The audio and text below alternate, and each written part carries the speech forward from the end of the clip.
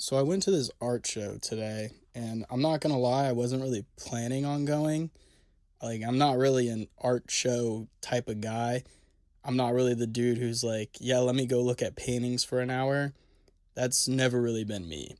But it was at this park I've been going to a lot lately, and I've been trying to get outside more, get sunlight, get off my phone, just be a normal human being for a little bit. So I'm there, I ride my bike over, and I see all these booths set up, paintings, sculptures, all this stuff, and I'm like, all right, whatever, I'll check it out. We'll do something different today. So I lock the bike up and start walking through and start looking at some paintings and sculptures and whatnot, and my mind instantly went to this is a lot of junk and crap. Like, I don't even mean that in a disrespectful way, but when I'm walking past all this stuff, it just felt super surface level to me. Like, it looked cool and everything, and could see that in my bathroom or whatever, but nothing was really hidden. And the weird part is, I've never even really thought about art like that before. I've never really even cared enough to have an opinion, but for whatever reason today, my mind was in a different place. And I hate to say this, but I've seen a lot of famous stuff before. I've stood in front of paintings people say are incredible when I was studying abroad in Italy. And I was always just the kind of guy who was like, yeah, that's cool, I guess. Like, I never really got it. But for whatever reason today, something was different. Maybe it's because I've been trying to slow my brain down lately and spend less time on my phone and stop constantly scrolling and consuming stuff. But today I was actually trying to let the paintings do something to me. Like, I was trying to stand there and be like, all right, what is this actually making me feel? And that's when I realized almost none of them made me feel anything. And that's when I had this thought. I think real art is supposed to make you stop. Like, actually stop, not just glance at it and be like, oh, that's nice, and keep walking. I mean, like, it grabs you and you just kind of stand there for a second. It starts to make you think, makes you feel something, and it kind of pulls something out of you. And I swear I was walking through this whole thing like I was speed running it. I'd look at something for 2 seconds and be like, all right, cool. Next one, cool. Next one. And I was like, dude, what am I really even doing here?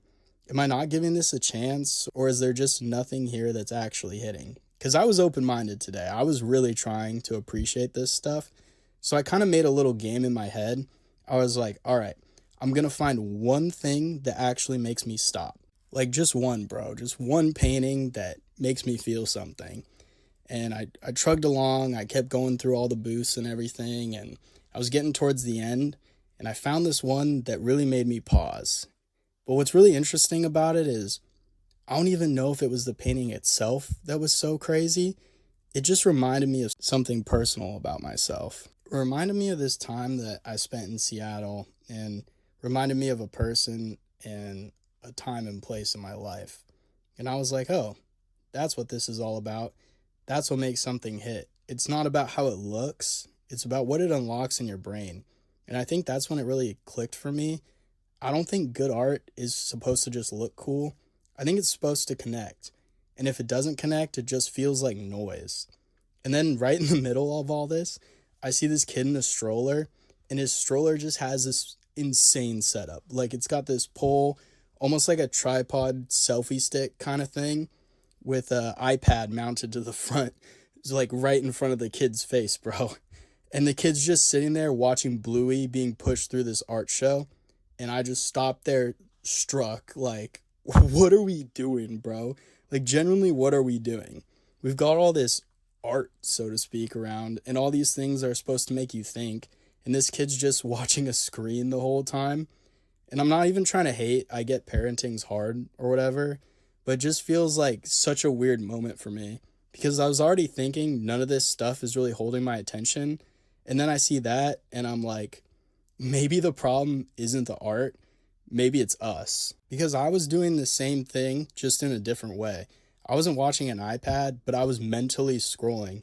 Just next, next, next, next through all the paintings. And I think that's how we experience everything now. We don't sit with anything. We don't give anything time to hit. If it doesn't grab us instantly, we're out. And then we wonder why nothing feels meaningful anymore. And I'm not saying I'm some art expert now. I literally don't know anything about art, and I could be completely wrong, but I do know how something feels. and I know what it feels like when something actually makes you stop and think.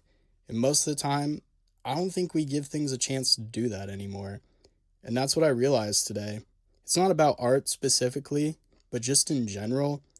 Like, how much of life are we just kind of skimming through?